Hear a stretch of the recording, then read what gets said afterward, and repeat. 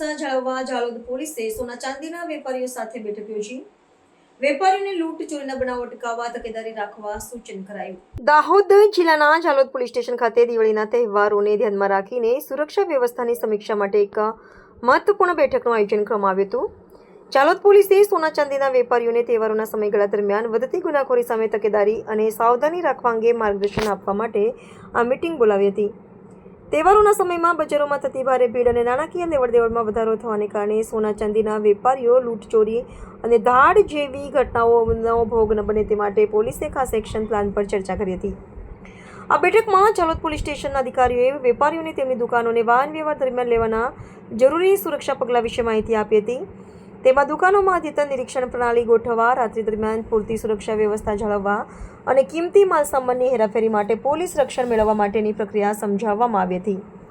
Police દ્વારા વેપારીઓને અજાણ્યા કે શંકાસ્પદ વ્યક્તિઓથી સતર્ક રહેવા અને કોઈ પણ અસામાન્ય ગતિવિધિ જણાય તો તુરંત પોલીસને જાણ કરવા માટે અપીલ કરવામાં આવી હતી।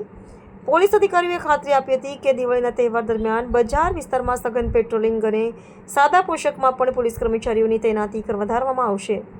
સોના ચાંદીના વેપારીઓએ પોલીસ દ્વારા આપવામાં આવેલા માર્ગદર્શનને આવકાર્યો હતો અને સુરક્ષા સહકાર આપવાની ખાતરી આપી હતી। પોલીસનું આ પગલું તહેવારોમાં સમયમાં શાંતિ અને સલામતીનું વાતાવરણ જાળવવામાં મહત્વનો ભાગ ભજવશે, જેથી વેપારીઓ અને ગ્રાહકો બંને ભયમુક્ત બનીને ખરીદી કરી શકે।